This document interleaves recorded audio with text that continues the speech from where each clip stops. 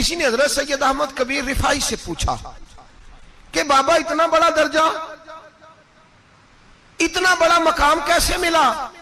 तो बाबा जी कहने लगे, जिंदगी में कभी किसी को हकीर नहीं समझा, किसी को कभी हकीर, कभी किसी को अपने से कमतर नहीं समझा। तो अल्लाह ने देखे ना, अगर आप नहीं समझेंगे तो उसके लिए भी आपको उन्वान मिल जाएंगे, और अगर समझना है अपने आप को बड़ा तो उसके लिए भी मौके मिल जाते हैं। हजरत शफीक बल्खी बहुत बड़े सूफी बुजुर्ग हुए, पर नौजवान थे, जवानी में ही अल्लाह ने बड़ा मर्तबा दिया। हजरत अब्दुल्ला बिन मुबारक बूढ़े थे, दोनों एक महफिल में इकट्ठे हुए। अब बगदाद सारा मानने वाला था और दोनों का मानने वाला था। आखिर में दुआ बुजुर्ग कराया करते थे महफिल के इख्तिताम पर। हजरत शफीक बल्खी जनाब अब्दुल्ला बिन मुबारक से कहने लगे, आप दुआ करें, आप दुआ करें, आप बुजुर्ग हैं, अब जिसने जो मानना है उसे उसके लिए उन्वान भी मिल जाएगा। हजरत सैयदना अब्दुल्ला बिन मुबारक कहने लगे, बेटे तू दुआ कर, तेरी उम्र थोड़ी है, तेरे गुनाह भी थोड़े हैं, तेरी उम्र थोड़ी है, तेरे गुनाह भी थोड़े हैं। तो सैयदना शफीक बल्खी कहने लगे, नहीं हुजूर आप दुआ करें, आपकी उम्र ज्यादा है तो नेकियां भी तो ज्यादा ही है ना, नमाजें भी तो आपकी ज्यादा है ना, रोजे भी तो ज्यादा, रमजान भी तो आपकी उम्र में ज्यादा है ना, आज भी तो आपने ज्यादा। अगर आपने किसी को अपने से बड़ा समझना है तो उन्वान आपको मिल जाए, छोटा समझना है तो उसके लिए भी उन्वान आपको। बात तो ये है कि आप क्या करना, अगर आप किसी को हकीर समझना चाहते हैं तो बात खत्म हो गई। सैयद अहमद कबीर रिफाई फरमाते हैं, जिंदगी भर कभी किसी को हकीर नहीं समझा।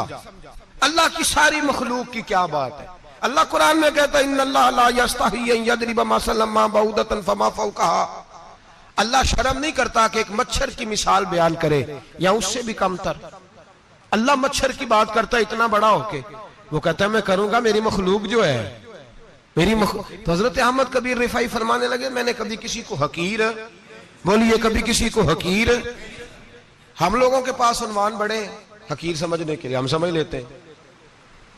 अमीर आदमी कहता है गरीब मेहनत क्यों नहीं करता, मेहनत करे अमीर हो जाएगा, उन्वान हुआ कि ना तनकीद करने का।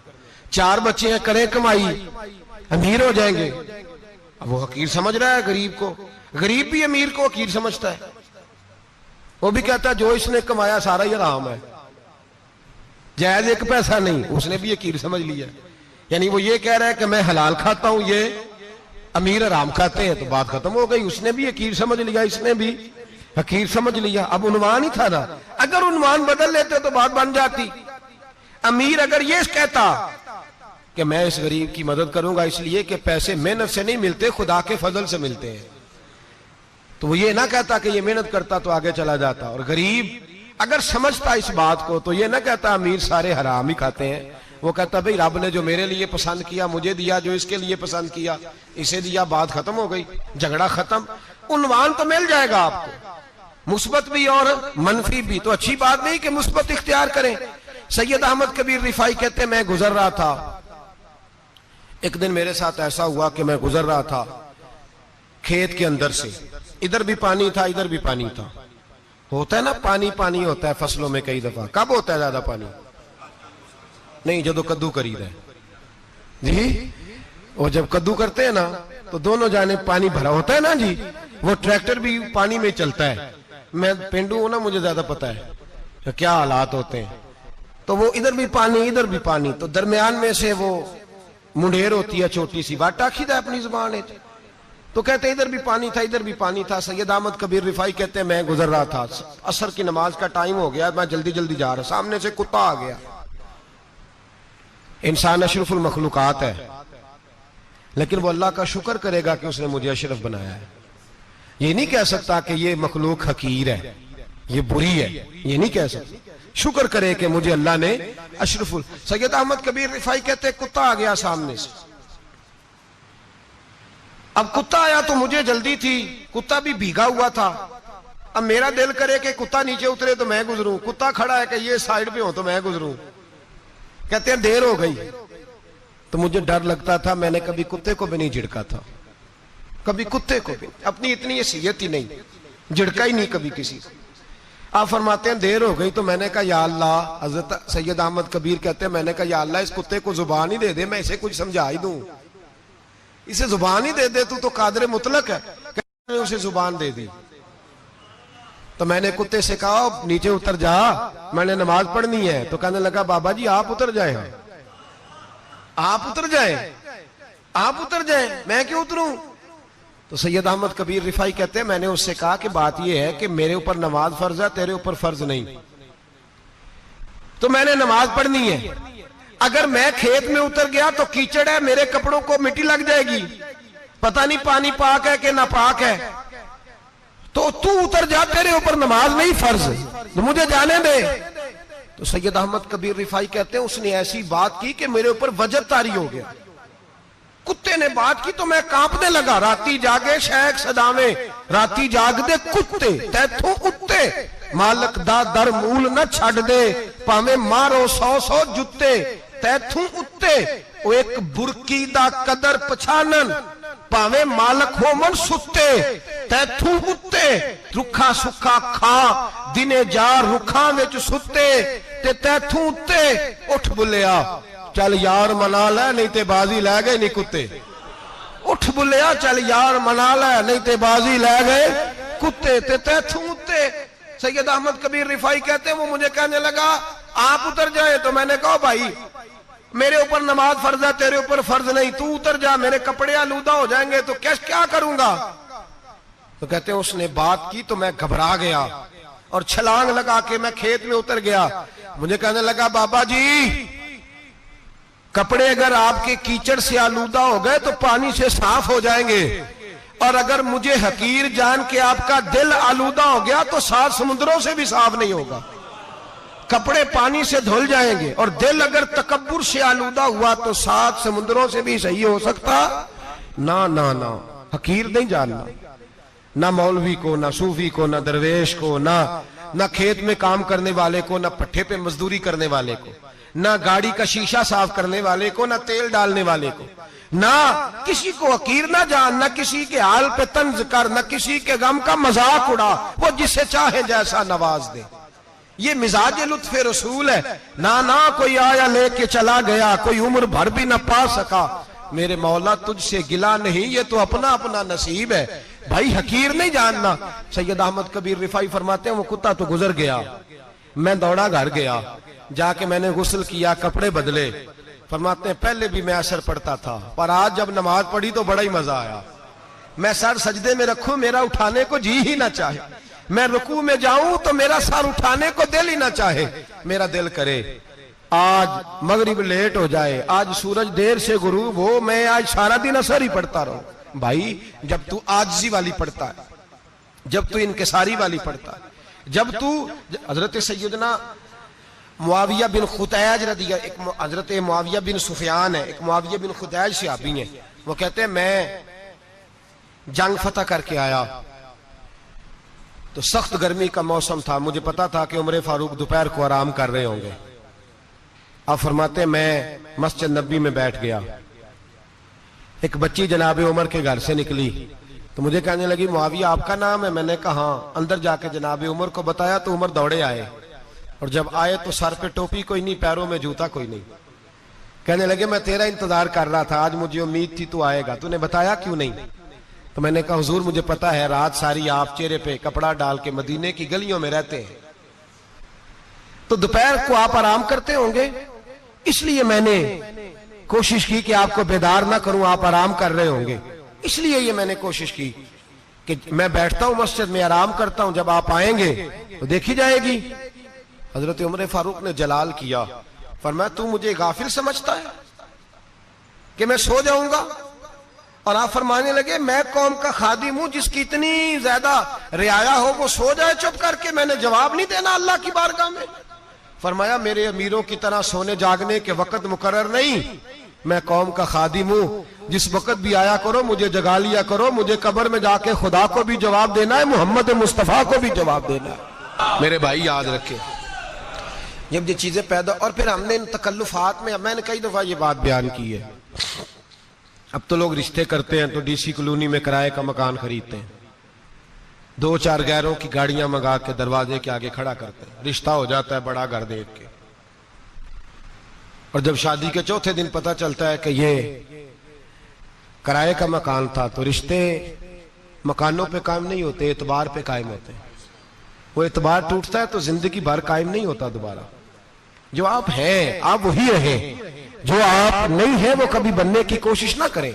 और मेरे अजीज ये भी याद रखें, आजिज़ी आपको सवार देगी। और वैसे भी हम अल्लाह के हुजूर जाने वाले हैं, अगर पर्दों में छुप के चले जाएंगे तो बच जाएंगे, और अगर हम अपना आप दिखाते ही रहें, सारी जिंदगी इसी चक्कर में रहें कि मुझे भी पूछो, मुझसे भी मुशावरत करो, मेरी भी बात सुनो, तो ये अना की दौड़ तो खत्म ही नहीं होती। हिर्स सिर्फ पैसे की नहीं होती, हिर्स हवस शोहरत की भी होती है। और नबी पाक सल्लल्लाहु अलैहि वसल्लम ने इसको भी बयान फरमाया है कि ये जो तेरे अंदर चीज पैदा होती है ना, मैं जाना जाऊं पहचाना जाऊं, इससे भी अपने आप को बचा। सहाबा के बाद जिस शख्स की खिलाफत सबसे मजबूत हुई वो हजरत उमर बिन अब्दुल अजीज थे। इतनी बेहतरीन खिलाफत की कि लोगों को हजरत उमर का जमाना याद आ गया। हजरत उमर बिन अब्दुल अजीज, इराक में रहने वाली एक औरत थी। उस औरत का खामद फौत हो गया तो 5 बच्चियां यतीम थी। वो इराक से चली और जनाब उमर बिन अब्दुल अजीज के पास आई कि आप मेरी बच्चियों का वजीफा लगा दें। वो कहती है जब मैं पहुंची ना, यहां तो अब तो इस्तकबाल, आना जाना बड़े मामलात है। अब तो बच्ची की बारात आए और 5, 7, 10, 20 लोग दरवाजे पे खड़े ना हो तो बारात नाराज हो जाती है, कहते हमारा इस्तकबाल ही किसी ने नहीं किया। तो इस्तकबाल तो अब इस तरह है जिस तरह नशा नहीं होता, ये इस्तकबाल की हालत है, अमीरों से लेके गरीबों तक। मुझे पूछा ही नहीं किसी ने, कुर्सी नहीं दी, आगे नहीं बिठाया, ये वाला मामला है। और मैं मेरी तरह के लोग, नेक लोगों की बात नहीं करता। अब तो हम देखते हैं फुला मौलाना का इस्तकबाल हो रहा है, फुला के लिए लोग खड़े हो रहे हैं, नारे लग रहे हैं। और अब तो मैं देखता हूं ऐसे ऐसे हाथ लहराते हैं सूफी और दरवेश कहलाने वाले, जैसे सियासी लीडर लहराया करते। ये क्या तरीका हुआ, ये कौन सा तर्ज जिंदगी। मेरे नबी पाक सल्लल्लाहु अलैहि वसल्लम ने फरमाया जो ख्वाहिश करे कि मैं आऊं और लोग खड़े हों वो तो जहन्नमी है, तो दोज़खी है। सारे वही तरीके हम इख्तियार करते जा रहे हैं, वही प्रोटोकॉल है हर जगह।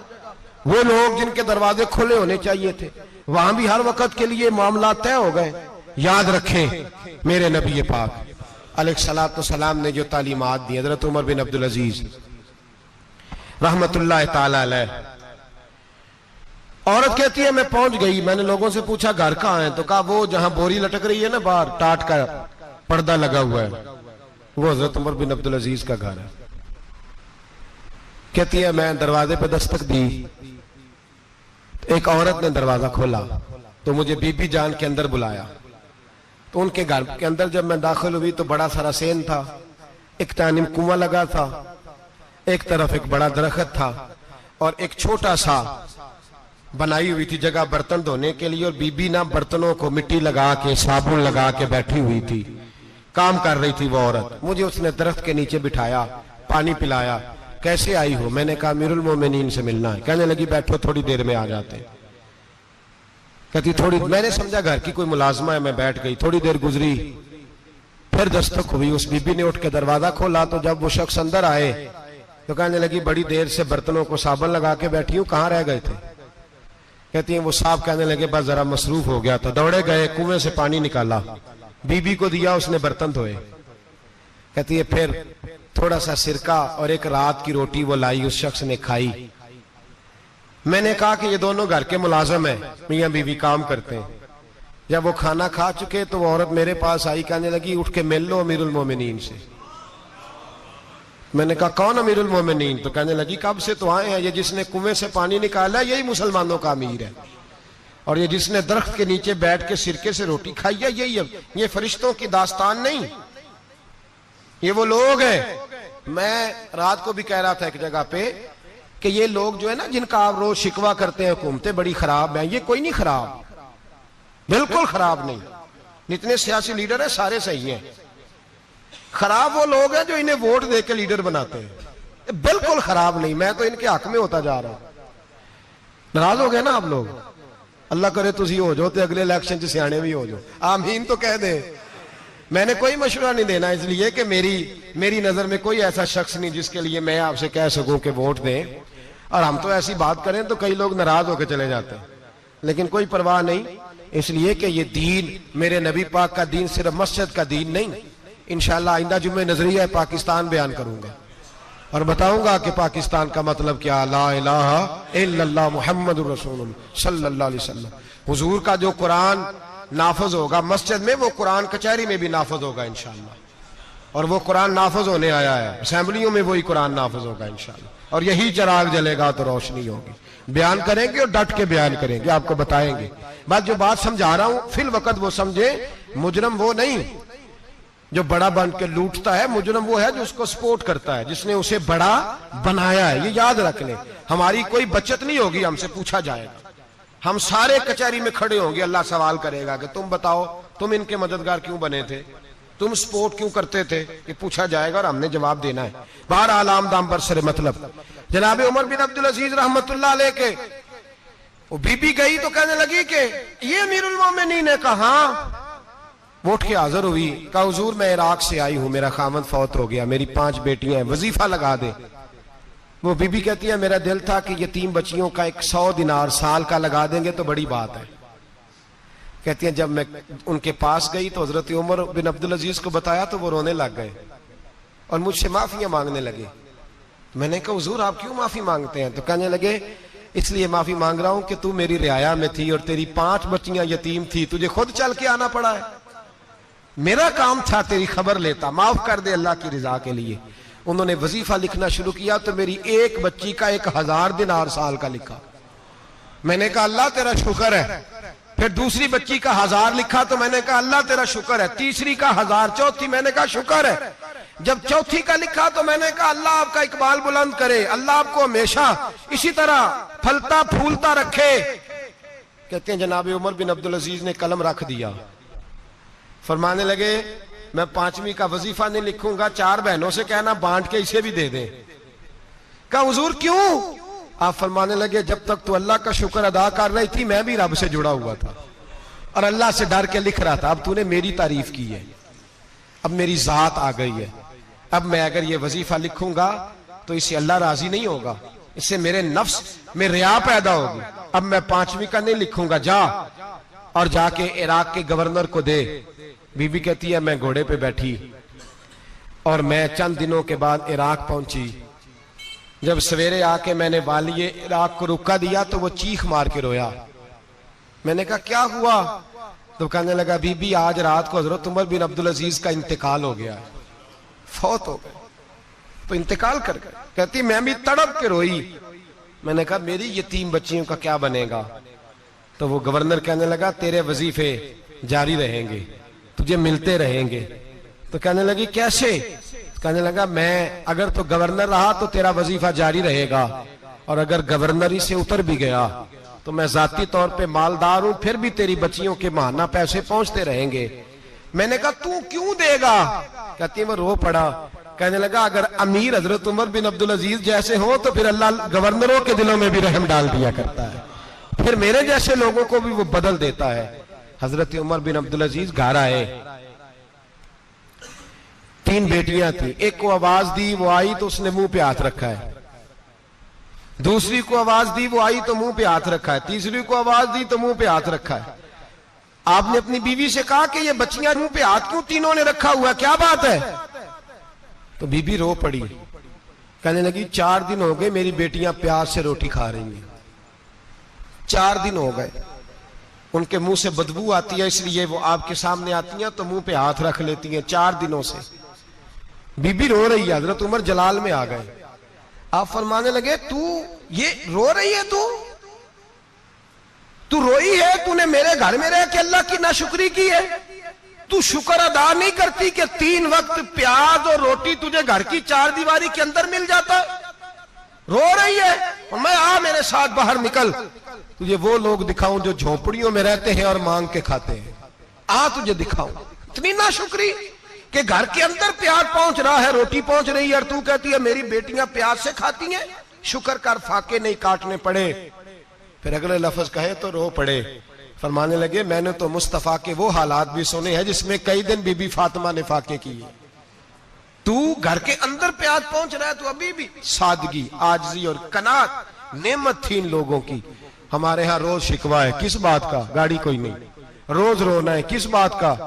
बंगला कोई नहीं, रोज रोना है, किस बात का? बैंक बैलेंस कोई नहीं। 10 जोड़े क्यों नहीं ईद पे आए। और ये सिर्फ औरतों का मसला नहीं, हमारे अंदर भी ये बात बदरजे औला। हम रोज अपने आप को मिस्कीन कहते हैं, गरीब कहते हैं, लाचार कहते हैं, मजबूर कहते हैं। कभी देखो वो जो झोंपड़ियों में रहते हैं, कभी पलट के देखो लोगों की तरफ जो पैदा हुए तो आंखें कोई नहीं थी, हाथ कोई नहीं थे, पैर कोई नहीं थे। वो देखो जो पैदा हुए तो सर पे बाप का साया कोई नहीं था। कैसे कैसे लोग वक्त गुजार रहे हैं। हम रोज आके कहते हैं कारोबार ठंडा हो गया, हालात बड़े खराब हो गए, हम बड़े मजबूर। क्या हो गया साहब, अल्लाह के दिन है, सारे अल्लाह के दिन है। वसल अच्छा है ना फिराक अच्छा है, यार जिस हाल में रखे वही हाल अच्छा है। बस अपने आप को मुतमईन करें, आजिज़ी, इनके सारी किनात, सादगी, इसको अपनी जिंदगी का हिस्सा बनाए। अल्लाह दौलत सुकून अता कर देगा। आखिर दावाना अनिल हम्दुलिल्लाह। ए ना गल्ला ठीकी लभदा ऐब किसे दा करना, अपना आप संभाल मोहम्मद, जो करना सो करना,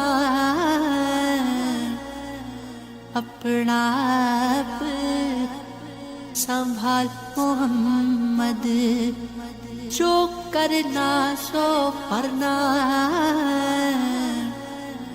बस करनिया मोहम्मद बख्शा, मोड़ कलम दा घोड़ा, सारी उम्र दुख नहीं मुकने, वर्का रह गया थोड़ा, सारी उम्र दुख नहीं मुकने, वर्का रह गया थोड़ा।